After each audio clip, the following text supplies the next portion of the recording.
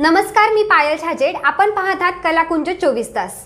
कलाकुंज 24 तास चॅनल आयोजित कलाकुंज कट्टा या कार्यक्रमात नवरात्री निमित्त सन्मान कर्तृत्वाचा सन्मान नवदुर्गांचा या नवदुर्गा सन्मान सोहळ्यामध्ये आपल्याला आज लाभलेले आहेत सौ कृतिका संदीप मराठे मॅडम. यांचा पत्रकारिता साहित्य क्षेत्रामध्ये गाढा अभ्यास आहे, तर आपण त्यांच्याबद्दल अधिक माहिती जाणून घेऊयात. नमस्कार मॅडम. नमस्कार. कलाकुंज 24 तास कट्ट्यामध्ये आपलं हार्दिक स्वागत आहे. सर्व प्रेक्षकांना, कलाकुंज 24 तासच्या सर्व प्रेक्षकांना माझा नमस्कार. सर्वात आधी मी आपल्याला आपलं नाव विचारू शकते मॅडम? आपलं संपूर्ण नाव काय आहे? सौ कृतिका संदीप मराठे. आपलं शिक्षण आणि आपलं कार्यक्षेत्र कशामध्ये आहे? माझं शिक्षण MBA झालेलं आहे. तसेच मी जर्नलिझममध्ये डिप्लोमा डिग्री केली आहे. आता मी MCJ सुद्धा करते आहे. पत्रकार पदविका कोर्स या नावाने गेल्या 7 वर्षापासून आम्ही एक पत्रकारितेचा कोर्स चालवत आहोत. एक छोटंसं आम्ही रोपटं लावलं होतं, त्याचं आता वटवृक्षामध्ये रूपांतर झालेलं आहे. एक 7 वर्षापासून तो कोर्स आपण पूर्ण महाराष्ट्रामध्ये एक ऑनलाईन पद्धतीने घेतो आहे. तसेच हास्यधमाल दिवाळी अंक गेल्या 20 वर्षापासून कार्यरत आहे. त्या दिवाळी अंकाची मी कार्यकारी संपादिका आहे. श्री महेंद्र देशपांडे हे त्याचे संपादक आहेत. मॅडम, जसं की तुम्ही सांगितलं की तुम्ही पत्रकारिता पदविका याचा तुम्ही कोर्स सुद्धा अवेलेबल करून दिलेला आहे. त्यानंतर तुम्ही दिवाळी अंक सुद्धा काढलेला आहे, त्याच्या सुद्धा तुम्ही संपादिका आहात. म्हणजे ओव्हरऑल सगळं काम तुमचं पत्रकारिता क्षेत्रात आहे. तर ह्या क्षेत्रात म्हणजे आपण जर बघू शकतो, बाकी अभ्यासक्रमाच्या व्यतिरिक्त हे क्षेत्र तसं फारसं अवघड आहे, पण ह्या क्षेत्रात काम करण्याची तुम्हाला आवड कशी निर्माण झाली? माझे वडील श्री महेंद्र देशपांडे हे गेल्या 25 ते 30 वर्षापासून पत्रकारिता क्षेत्रामध्ये कार्यरत होते. त्यांचा जो काही एक घरामध्ये वावर होता, त्या याच्यामुळे अनेक पत्रकारिता क्षेत्रामुळे त्यांचं जे नाव झालं ते बघून कुठेतरी मला सुद्धा त्या गोष्टीची खूप आवड निर्माण झाली आणि पत्रकार आपणही बनावं, त्या अनुषंगाने त्यांच्या मार्गदर्शनाखाली एक 10 ते 12 वर्षापासून मी प्रॅक्टिकलमध्ये जर्नलिझम काम करण्यास सुरुवात केली. पालकत्व हा सर्वच जी नवीन येणारी पिढी आहे त्यांच्यासाठी पालक हा सर्वात महत्त्वाचा आणि सर्वात प्रथम असणारा आदर्श असतो. त्याचप्रमाणे मॅडमने देखील आपल्या वडिलांचा एक आदर्श घेतला आणि जर माझे वडील या क्षेत्रात एवढं चांगलं कर्तृत्व गाजवू शकतात तर मी का नाही, हाच विचार करून मॅडमांनी यामध्ये कार्य करण्यास सुरुवात केली आणि ते पुढे नेलं. याचा खरंच सन्मान करण्यासारखं आहे. आणि मॅडम, माझा पुढचा प्रश्न असा आहे की आपण पत्रकारिता हा लोकशाहीचा 4था स्तंभ म्हणून मानला जातो, तर त्याबद्दल तुमचं काय मत आहे? पत्रकारितामध्ये आपण जर पूर्णपणे आपलं सर्वस्व करून काम केलं लोकांच्या हितासाठी म्हणून आपण ही पत्रकारिता केली तर त्या पत्रकारितेमध्ये खूप वाव आहे. खूप लोकांचे प्रश्न तर एक पत्रकार म्हणून तुम्ही खूप नावलौकिकास येऊ शकतात. अनेक लोक असे आहेत की पत्रकार या गोष्टीचा दुरुपयोग करतात, तर असं करू नये असं या माध्यमातून मी सर्व पत्रकारांना, सर्व जनतेला सांगेल. नक्कीच, अगदी चांगला उद्देश आहे मॅडम तुमचा. यापुढे मॅडम मी असं विचारू शकते तुम्हाला की पत्रकार म्हणून आपल्याला कोणकोणते म्हणजे स्त्री पत्रकार यामध्ये जेव्हा कोणती पण स्त्री पत्रकारिता क्षेत्रात येते त्यामध्ये खूपदा असं होतं की जास्त करून पुरुष पत्रकार जास्त असतात आणि त्यामध्ये कुठेतरी आपल्याला अनकम्फर्टेबल फील होतं. तरी पण तुम्ही एक स्त्री पत्रकार म्हणून इतक्या पुढे गेल्यात, तर तुमचे अनुभव कसे आहेत? नाही, तसं मला फार काही त्या गोष्टी बद्दल असं कधी वाटलं नाही, कारण स्त्री पुरुष हा भाव पत्रकारांमध्ये शक्यतो येतच नाही. पण तरी अनेक वेळेस असं झालं की अनेक प्रेस कॉन्फरन्सला असो, पोलिसांचे काही प्रोग्राम्स असो, काही ठिकाणी सामाजिक कार्यक्रम असो, याच्यात पत्रकार म्हणून आम्ही 1-2 मोजक्या लेडीज होत्या. आता तरी खूप महिला वर्ग या भागाकडे वळाला आहे. पण ज्यावेळेस मी फील्डवरती काम करत होती तेव्हा एकदम फक्त 1-2 लेडीज त्यामध्ये येत होत्या आणि उलट लोकांचा आमच्याकडे बघण्याचा दृष्टिकोन खूप वेगळा राहायचा. एक वेगळा आम्हाला त्याच्यामध्ये सन्मान मिळायचा, कारण की 100 लोक असताना सुद्धा ह्या 2 लेडीज आहेत फक्त, तरी त्या एवढ्या याच्याने आलेल्या आहेत आपल्याकडे. म्हणून आम्हाला जे लोक बोलवायचे त्यांचा आमच्याकडे बघण्याचा दृष्टिकोन हा खूप रिस्पेक्टिव्हली असायचा. स्त्री पत्रकारिता क्षेत्रामध्ये काम करत असताना तुम्हाला सन्मान पण मिळाला आणि हो, शिकायला हो. पण भेटलं. Yes, ही yes, तुमचा नक्की. ऐकून हा अनुभव आणि आहे. जास्तीत जास्त महिलांनी या क्षेत्राकडे वळावं अशी माझी त्यावेळेस पण इच्छा होती. आणि तसेच आजच्या पिढीमध्ये भरपूर पत्रकार लेडीज वर्ग, महिला वर्ग हा खूप त्याच्यामध्ये वळतो आहे, याचा मला सुद्धा अभिमान वाटतोय. जसं मॅडम तुम्ही पत्रकारिता क्षेत्रामध्ये एवढं कार्यकर्तृत्व केलं, पण या व्यतिरिक्त सुद्धा तुम्हाला काही छंद आहेत का? हो, छंद म्हणजे मला एक बाहेर फिरणं, त्यानंतर काही नवीन नवीन गोष्टी बघणं, याच्यामध्ये मला जास्त आवड आहे. कारण की जसं लहानपणापासून आमचं एक फॅमिली हे असा आहे की आम्ही दरवर्षी फिरायला जाणं वगैरे, त्यामुळे तो एक छंद मला जास्त लागलाय. ज्याप्रमाणे तुम्ही आधी मला माहिती दिली त्यामध्ये तुम्ही मला सांगितलं की तुम्ही पत्रकार पदविका कोर्स हा नवीन येणाऱ्या पत्रकारांसाठी तुम्ही अवेलेबल करून दिला. तर असा काहीतरी कोर्स आपण नाशिकमध्ये सुरुवात करू शकतो, याची प्रेरणा तुम्हाला कुठून भेटली? गेल्या 7 वर्षापूर्वी आम्ही हा पत्रकार पदविका कोर्स चालू केला. ज्या लोकांना त्यांच्या कार्यक्षेत्रामधून किंवा ऑफिस कामामधून शक्य नव्हतं की आपण पूर्ण वेळ पत्रकारिता शिक्षण घेऊ शकू, अशा लोकांना मी पत्रकारिता क्षेत्रामध्ये आणण्यासाठी हा एक शॉर्ट टाईम पत्रकार पदविका कोर्स बाळशास्त्री जांभेकर पत्रकार संघ यांच्या माध्यमातून 3 महिन्याचा एक शॉर्ट टर्म कोर्स आम्ही चालू केला. त्यामध्ये हा प्राथमिक कोर्स आहे, एक बेसिक कोर्स आहे की ज्यामध्ये तुम्ही एक पत्रकार म्हणून तुम्हाला जी माहिती पाहिजे ती बेसिक सर्व माहिती तुम्हाला मिळून तुम्ही एक लोकल न्यूजपेपर, न्यूज चॅनल कुठेही तुम्ही बेसिक पत्रकारितेला सुरुवात करू शकता, तुमच्या एक नवीन कार्याला सुरुवात करू शकतात. आणि मला एक खूप चांगला रिस्पॉन्स पूर्ण महाराष्ट्रातून आला. आणि हा कोर्स आम्ही अशा पद्धतीने डिझाईन केला की त्याच्यामध्ये तुम्हाला कुठल्याही वयाची अट नाही, कुठल्याही शिक्षणाची अट नाही आणि टायमिंगची अट नाही. तुम्हाला ज्यावेळेस शक्य असेल त्यावेळेस तुम्ही तो कोर्स येऊन करू शकतात. आम्ही ऑनलाईन लेक्चर पाठवतो, तुम्हाला बुक्स घरी पाठवतो. ते प्रत्येकाच्या सोयीनुसार आहे. माझ्याकडे जसा कोर्स चालू केला तसे वर्किंगमधले पण भरपूर लोक आहेत. एक 17, 18, 19 वयापासून ते अगदी 65 वर्षाच्या वयापर्यंत सर्व लोक आत्तापर्यंत माझ्याकडे पत्रकारिता क्षेत्रामध्ये मी त्यांना पत्रकारिता क्षेत्रामध्ये आणण्यामध्ये यशस्वी ठरली आहे. आणि माझा हेतूसुद्धा तोच होता की पत्रकारिता क्षेत्रामध्ये जास्तीत जास्त लोकांनी यावं, त्यासाठी आम्ही हा कोर्स चालू केला होता. एकूणच खूप चांगली आणि नाविन्यपूर्ण संकल्पना होती मॅडम आपली. यातून या सर्व कामकाजातून काही तुम्हाला एखादा सुखद अनुभव आला असेल जो तुम्ही या कलाकुंज 24 तास कट्ट्यावर सांगू इच्छिता? गेल्या 7-8 वर्षापासून अनेक विद्यार्थी माझ्याकडे पत्रकारिता क्षेत्रामध्ये मला लाभले होते. त्यामध्ये अनेक लोकांनी आत्ता त्यांचे स्वतःचे यूट्यूब चॅनल चालू केले आहेत. त्यानंतर अनेक लोकांनी स्वतःचे साप्ताहिक चालू केले आहेत आणि अनेक लोकांनी जनसंपर्क अधिकारी म्हणून कार्यरत आहेत. अनेक लेडीज अँकर आहेत, काही नॅशनल चॅनलवरती पण आहे अँकर म्हणून गेलेले आहेत आपल्याकडे प्रशिक्षण घेतल्यानंतर. तर या गोष्टीचा मला एक सुखद अनुभव आहे की माझ्याकडून शिक्षण घेतल्यानंतर त्यांनी या गोष्टीमध्ये प्रगती केली आणि कुठेतरी माझंही नाव ते त्या ठिकाणी काढतात. आणि त्यामुळे कोर्सचं नाविन्यपूर्ण जे काही वैशिष्ट्य आहे, आपला कोर्ससुद्धा लोकप्रिय झाला आहे, त्याचा मला एक अभिमान आहे आणि हा माझ्यासाठी एक खूप चांगला अनुभव आहे.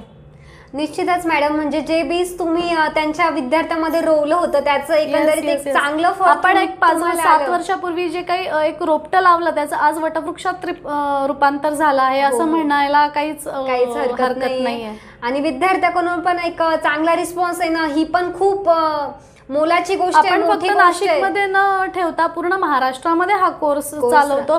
अगदी कोल्हापूर, सोलापूर पासून ते अशा काही गावांमधून मला इन्क्वायरी येतात की मला त्या गावांची नावं सुद्धा माहिती नसतात.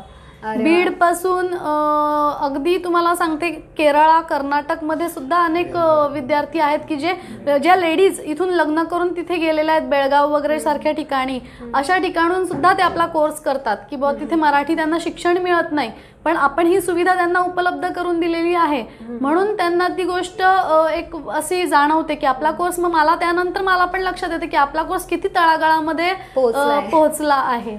निश्चितच, म्हणजे फक्त विद्यार्थीच नाही तर महिला, त्यानंतर वृद्ध सुद्धा हा कोर्स करू शकता. ही सर्वात महत्त्वाची बाब आहे. आणि सर्वात महत्त्वाचं यामध्ये असं आहे की तुम्हाला वेळेचं बंधन नाही आहे, तुम्हाला ठराविक क्लासेस किंवा तासिका करायचीच आहे याचं सुद्धा बंधन नाही. तुम्हाला घरबसल्या पुस्तक येत आहे, घरबसल्या पदवी येते, त्यापुढे देखील तुम्ही या क्षेत्रामध्ये काम करू शकता. ही सर्वात वैशिष्ट्यपूर्ण बाब आहे. आणि मॅडम निश्चितच एक संपूर्ण महाराष्ट्रासाठीच म्हणेल मी, एक मोलाची संधी सगळ्यांसाठी उपलब्ध करून दिली. खरंच खूप कौतुक करण्यासारखी गोष्ट आहे. आणि यापुढे मी जाऊन म्हणेल की नवरात्री चालू आहे आणि एक नवदुर्गा म्हणूनच आज तुम्ही आमच्या कलाकुंज कट्ट्यावर उपस्थित आहात. तर नवरात्रीत ज्या आपल्या महिला वर्ग आहे जो अतिशय उत्सुक असतो एक सण हा साजरा करण्यासाठी, तर त्यांना तुम्ही काय सांगू शकाल? एक त्यांच्यामध्ये नवऊर्जा आली पाहिजे यासाठी तुम्ही त्यांना काय सांगू शकता? गेल्या 2 वर्षापासून कोरोना काळामुळे या सगळ्या गोष्टी पूर्णपणे बंद झालेल्या होत्या. त्यामुळे महिलांचा खूप हिरमोड झाला होता की जे गरबा खेळण्यामध्ये वगैरे ज्या इंटरेस्टेड असतात त्या महिलांमध्ये, आमच्यासारख्या त्या महिलांमध्ये खूप हिरमोड झालेला होता. तर यावर्षी आता सर्व बंधनं शासनाने आपल्याला काढून टाकलेले आहेत. त्यामुळे आपण पहिल्यासारखे सगळ्या गोष्टी एन्जॉय करू शकतो. नवदुर्गा ही सर्व स्त्रियांमध्येच असते. ती किती शिकलेली असली तिच्यातही असते, कमी शिकलेली असली तिच्यातही असते.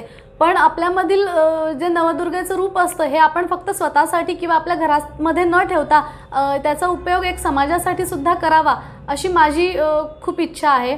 अनेक जास्तीत जास्त महिलांनी पत्रकारिता क्षेत्रामध्ये येऊन आपले दुर्गाचे जे विविध रूप आहेत ते लोकांसमोर दाखवावेत. हे एक क्षेत्र असं आहे की ज्याच्यामध्ये एक तुम्हाला नाव मिळतं, प्रतिष्ठा मिळते, एक सन्मान मिळतो आणि आपण काहीतरी करतोय या गोष्टीचं आपल्याला एक आत्मिक समाधानसुद्धा मिळतं. त्यामुळे हे क्षेत्र महिलांसाठी तर खूप चांगलं आहे.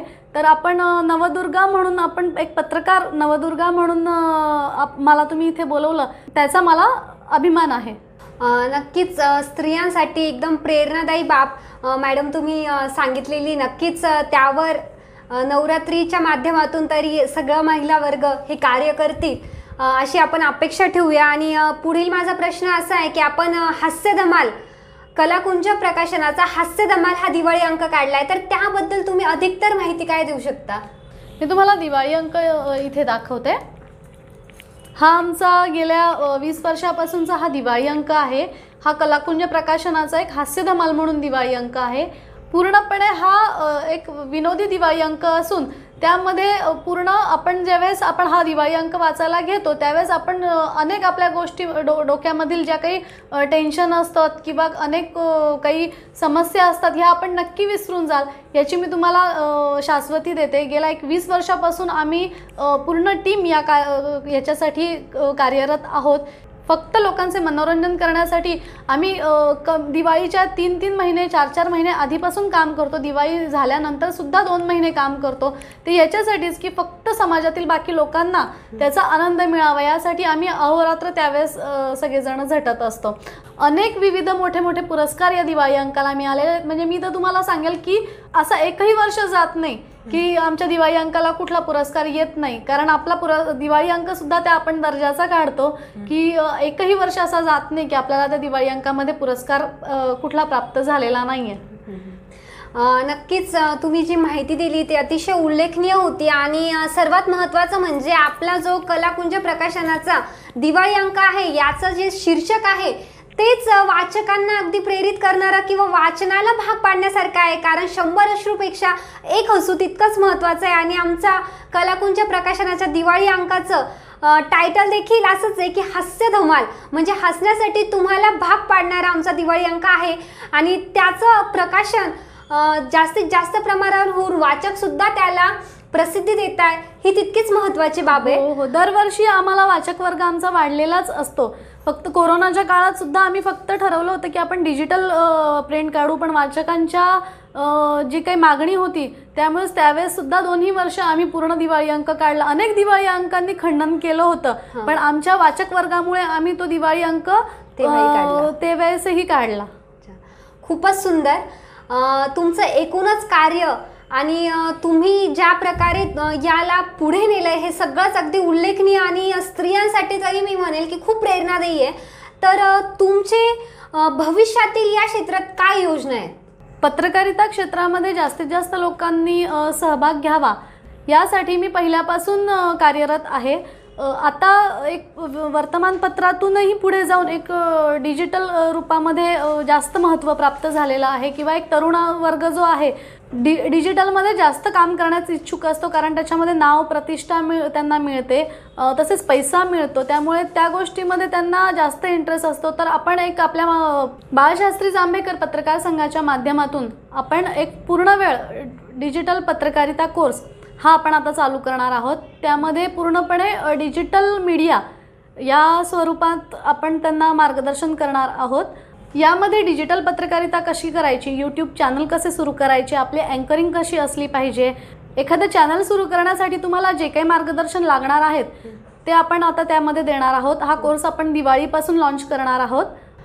कोरोनानंतर आत्ताचं युग हे डिजिटल झालं आहे आणि मॅडमांनी जशा प्रकारे माहिती दिली की त्यांच्या कोर्समध्ये देखील ते आता डिजिटलरित्या विद्यार्थी कसे ट्रेन होतील याकडे त्यांचा कल आहे. निश्चितच खूपच चांगला प्रयत्न आहे मॅडम तुमचा. मी यामध्ये अशी सांगू इच्छिते की आपण जे काही पत्रकार पदविका कोर्स आहे किंवा बाळशास्त्री जांभेकर पत्रकार संघातर्फे आपण जे काही कोर्सेस चालवतो याला आपल्याला नीती आयोगाची मान्यता प्राप्त आहे, जे आपल्याला भारत सरकार मान्यता प्राप्त आपला हा कोर्स आहे. हा आपला पत्रकार पदविका कोर्सही आहे आणि आपण जो डिजिटल पत्रकारिता कोर्स जो आपण लॉन्च करणार आहोत त्याही कोर्सला आपल्याला मान्यता प्राप्त आहे. खूपच सुंदर पुढील कार्यकारिणी तुम्ही आखून ठेवली आहे. ऐकूनच नवीन प्रेरणा निर्माण होते. त्यावेळेस जी शिकण्यामध्ये येईल तेव्हा विद्यार्थ्यांचा जोश आणि शिकण्याची उमेद ही निश्चितच जास्त असेल. यापुढील प्रश्न की तुम्ही एवढ्या वर्षापासून या क्षेत्रामध्ये कार्यरत आहात, दिवाळी अंक असेल, पदविका कोर्सेस असतील, त्यानंतर सर्वच आता तुम्ही डिजिटल करण्याचं देखील म्हणताय, म्हणजे या क्षेत्रातला तुमचा अनुभव जास्त आहे, कार्यकारिणीचा वेळ जास्त आहे. तर तुम्हाला या क्षेत्रात काम करत असताना कोणकोणते पुरस्कार भेटलेले आहेत? मला पत्रकारिता क्षेत्रामध्ये पत्रकार भूषण, पत्रकार रत्न, गोदा रत्न, स्वयंसिद्धा राष्ट्रीय पुरस्कार, हिरकणी पुरस्कार, त्यानंतर साहित्य गौरव पुरस्कार, तसेच आमच्या दिवाळी अंकाला जे काही विविध पुरस्कार मी तर तुम्हाला सांगितलं अगदी दरवर्षी आमच्या दिवाळी अंकाला पुरस्कार मिळत गेलेला आहे. तर तो आम्ही जे कोणी ते काम करतो त्याला ते सर्वच त्या पुरस्काराला आम्ही हे असतो, पात्र असतात. हो, पात्र असतो. तसेच एक पत्रकार म्हणून माझी शहर पोलीस आयुक्तालयाच्या एक शांतता समितीमध्ये निवड झालेली आहे. सरकारवाडा पोलीस स्टेशन जे आहे नाशिकमधलं, तिथे एक शांतता समिती सदस्य म्हणून पत्रकारमधील माझी निवड झालेली आहे. तसेच महानगरपालिकेच्या दक्षता समितीमध्ये माझी पत्रकार म्हणून त्यांनी निवड केलेली आहे.